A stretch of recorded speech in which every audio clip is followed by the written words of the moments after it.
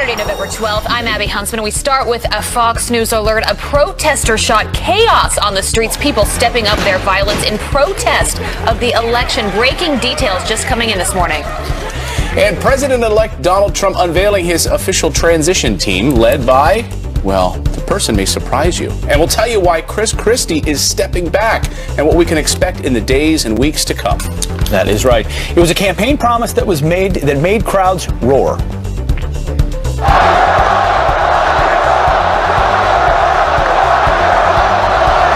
There was a lot of locker up, but this morning, the next step is President-elect Trump ready to forgive and forget. Interesting. It's Saturday. It's also National Pizza Day. Yeah. Mornings can't be bad then with friends.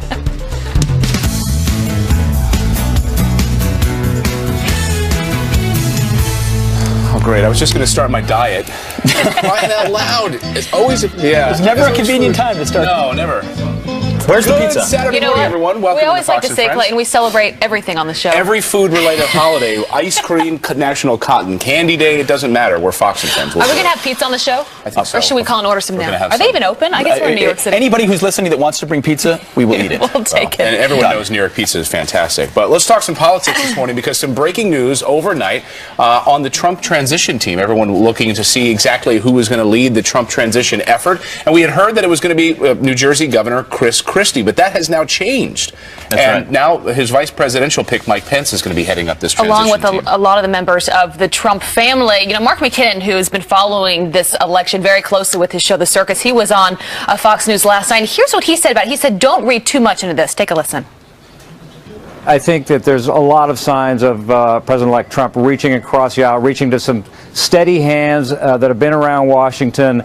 I don't necessarily read the Christie situation as I think we read too much into these things. I think it's rather a promotion for Mike Pence because Mike Pence is a guy who's been around Washington. He has relationships in Congress, knows all those people very well, much more so than Chris Christie. So I think that's a logical sort of evolution for Mike Pence to step into that job at this time. I think Christie did what he needed to do beforehand, and I'm sure that Chris Christie will land a plum spot in the administration.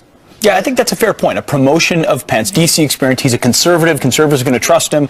National security experience. And if we put that list back up of who's on the transition team, a lot of familiar faces. I mean, you're going to recognize with Pence at the helm, Christie, Ben Carson, Newt Gingrich, Everyone that was General loyal to Flynn, him Rudy throughout the Giuliani, and then Eric, Donald, and Ivanka Trump as well. So a lot of insiders, obviously. And there's precedent for this. Remember, Dick Cheney, of course, headed up George W. Bush's transition team. He was of Washington. He had that experience of picking people. You're not just picking like a few people. You have to pick. You're really in charge of tens of thousands of people. It's a huge hiring And process. some of them incredibly important roles. Right. As Mark McKinnon said, I think there's no doubt that Chris Christie will find a home somewhere in the administration. But also, Mike Pence, you mentioned this, Pete, during the campaign, especially during the last stretch of it, where there were moments where you had people like Paul Ryan, people in the Senate saying, we're a little bit concerned, Ted Cruz, about what's going on there. He would go into the Senate, into Congress, he would say, calm down. We've got to win this thing. You've got to stick by us. And he usually was able to do that. So he's really good at working with those people. Right. So he knows Washington. He's able to reach across the aisle. But I don't know. I thought I'd disagree there really with McKinnon's take on the Chris Christie stuff. Remember, he's got to go in front of a judge here right by Thanksgiving. He's still got the taint of Bridgegate all over him. 4 of his closest aides, even Donald Trump himself, slamming him during the primary, saying, look, he knew what was going on with the bridge. He knew. He was slamming him during the primary. Yeah, no, you could also argue this is the first big decisive decision of Donald Trump's presidency. Hey, we're going to make this change, shift toward Pence. He's a conservative, doesn't have the baggage that maybe Christie has had. There's a lot of reassurances there. And remember, he said we want to drain the swamp. Yeah. We want to drain the swamp in Washington of scandal. Start with Chris Christie, I guess. Well, speaking of scandal and drain the swamp, you remember throughout this campaign, I mean, Donald Trump was very strong about Hillary Clinton and how he was going to take action if he were to win the presidency. Here's what he said. Take a listen. This is one of his supporters.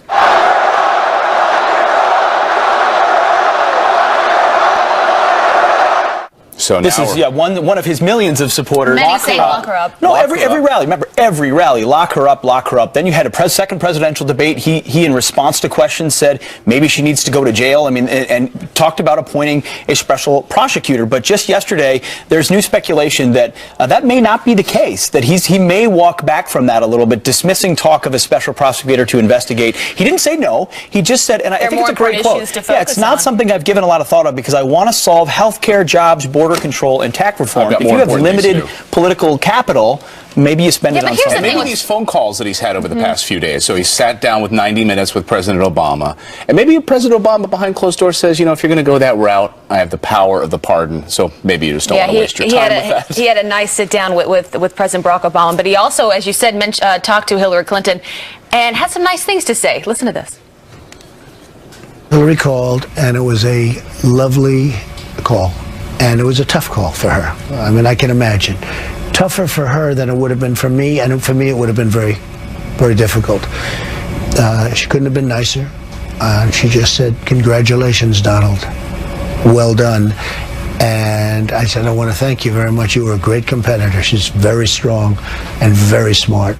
All right, well, not everyone is agreeing with what President-elect Trump is saying. As you guys know, there have been protests all throughout this country. This is a lot disgusting. of violence playing out. And, you know, as our own Bill O'Reilly said the other night, this is just disgraceful. This is not what a democracy is about. Where were they before the election? Right? Yeah. Where were they? We know that the voting numbers were way lower than they should have been. Did these people even vote? These organized protests that we've seen with the likes of Occupy Wall Street, we've seen them with Black Lives Matter. These organized, you know, these people aren't spontaneously coming out and protesting. And now we have a third night of violent protests. It's an excuse for violence. It's a temper tantrum, and you're seeing it in where? Liberal cities: Portland, New York, D.C., Oakland, Dallas, L.A., my home state of Minneapolis and St. Paul. I mean, these they don't like Trump. They didn't like Trump, and they're just mad about it. And watching these celebrities cry as well as they into the camera, I guess it's cathartic for them maybe a little bit. But I think law and order may be coming. They're talking about ramping up more protests into the weekend as well. Let's be clear. Everyone has the right to protest in this country. Absolutely. That's what this country is all about. Yeah, but Clayton, look at these images. This is not America. This is not a democracy. Even Hillary Clinton said at that last debate, when she thought she was winning this thing and she wasn't sure that Donald Trump was There's been horrible going stories. to accept it, she said,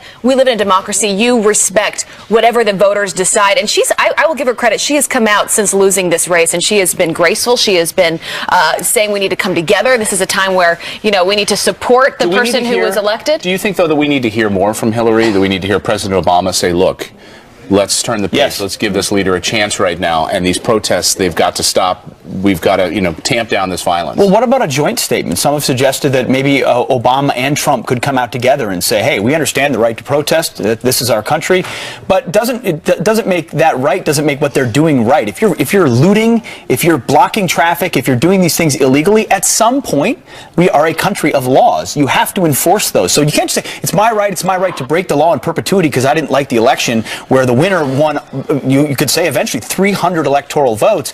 That's just lawlessness. You're seeing the manifestation of 8 years of Barack Obama, where they think law enforcement doesn't have to enforce these laws, that they are entitled to a Hillary Clinton presidency, and it's bearing out before us. At some point, you got to stop it. You've seen, I'm sure you've all been reading these nasty stories about people being yelled at gas stations, you know, after attacked on the Trump side of things. We just got to come together as a country, and these sorts of you know what, we forget that we have lived through months of just a very, very divisive election, and you know, I've been on the road this past week. You have too, Pete, and talking to the voters and hearing about the things that they're concerned about, many of which we've talked about this invisible voter here on Fox and Friends, and how many people secretly were supporting Mr. Trump but didn't want to publicly say anything in fear of being hurt or being fired from their job or you name it. And I talked to folks last week who said, for the first time, I can actually publicly say that I did vote for him. This is the country that we're now living in. I think that's why you have a lot of leaders saying, let's come together. Even Oprah Winfrey, of all people. So you remember? So Oprah, yeah. You don't expect to hear that. Are we going to Oprah now to heal? Hold on, before we get to Oprah and heal ourselves, remember, she supported Obama, of course. Yes. But she was heartened. And Clinton, of course. So listen to her on Entertainment Tonight talking about Donald Trump and President Obama coming together. Can Oprah heal us all? I just saw President-elect Trump with President Obama in the White House, and it gave me hope. Gave me hope. I mean, I have to say, just to hear President-elect Trump say that he had respect for President Obama, it felt that he had reached a moment where he was actually humbled by that experience. To hear President Obama say that he has renewed confidence in the peaceful transition, I think everybody can take a deep breath. It's all about unity. Everybody can take a deep breath now. Take a deep breath. I like that, though, because I think that's Mike. exactly what this country's here. And she mentioned the moment that we saw the other day in the White House with President-elect Trump and President Barack Obama. And there's this moment where you say, you know what?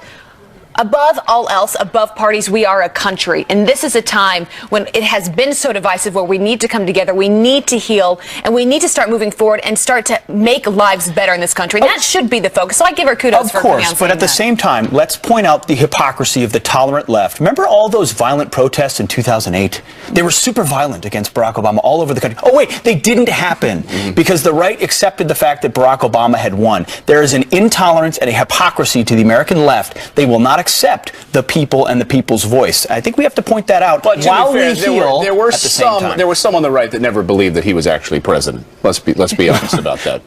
Well, Yeah. sure, but they weren't breaking things. But you're going to have That's extremes true. on all That's sides. true. But yeah, we've got to just calm down. Yeah, Let us know that's your right. thoughts about this. Take a Will you be taking a deep breath? Friends at FoxNews.com, FF Weekend on Twitter. Meanwhile, Hillary Clinton may be all but done with politics, but is someone else in her family being groomed for Washington? Ooh, plus, Caitlin Huey Burns, she is here with a closer look. There she is at the people who could make up President-elect Trump's cabinet. We are all speculating this morning because that's what we love to do in the media. That's right. We love to speculate. Stick with us. I'm kinda over getting so Rolling down his choices for leadership roles in his administration. So who are some of his top picks? Let's bring in Caitlin Huey Burns. She's a national political reporter for Real Clear Politics. We've got the chalkboard with some faces. Nice to see you this morning. Good to see you too. Thank All right, you. so let's go through some of what we know. Now, none of these have been confirmed yet. Exactly. None of these have been confirmed. A lot of this is speculative, but we're hearing from the campaign some names that have been being tossed around. And the important thing to remember here is that Donald Trump does not have experience governing. So he's going to be seeking help from some Washington insiders who have been around this game for a long time, while also going outside the political system. So there might be a little mix here. Okay, let's start with the Treasury Secretary. And if we've got a shaky economy, who Right. do So we hear? Steve Mnuchin has been controlling the Trump campaign's financial team. So he's someone to consider here. There's also talk, though, of Congressman Jeb Hensarling, who has been chairing the House Financial Services Committee. He's been brought up as a name, and so has Jamie Dimon. Jamie Dimon, right. Of J.P. Morgan, of course. All right, Rudy Giuliani. Of course, he was one of Right. he was one of Trump's biggest surrogates. Where would he fit? He has been in the running for Attorney General. Remember, Giuliani has been a very loyal supporter of Trump, and we know that Trump really rewards loyalty and people that he knows. And What so about Trey Gowdy And that Trey role? Gowdy has absolutely been mentioned, especially his work in the House and on the Benghazi Committee. He's become a popular Republican in the House and also someone who's been named for that role. Also, talk of perhaps Jeff Sessions involved in some way. For this role? Not quite sure yet, but he's been tossed around for some other things as well. Another big surrogate. We saw him often here on Fox. Newt Gingrich, former Speaker of the House. Where would he? There's a lot of talk about Newt Gingrich being Secretary of State. He's often been mentioned for that role, as has Senator Bob Corker, who, as we know, chairs the Foreign Relations Committee. And he was, remember, talked about early on as a potential vice presidential candidate. But he's been very involved. So has Ambassador John Bolton, who we know from this show. You know, I got to say, I don't see a lot of diversity. Right, exactly. That's something that this It's a bunch of old white guys. Exactly. They're going to have to bring in some new Any women? faces.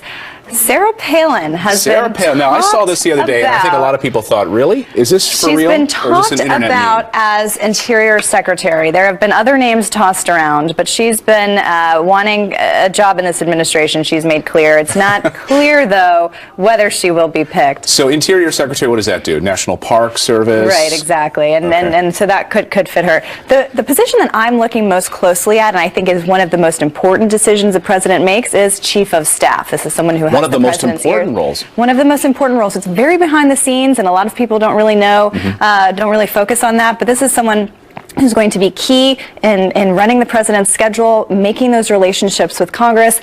So there are two people that have been in the news being considered. Reince Priebus, of course, who was the RNC chair, still is, has been very key in establishing those alliances with the Republican establishment and party, and that could be very valuable to someone like Trump who doesn't have necessarily those connections.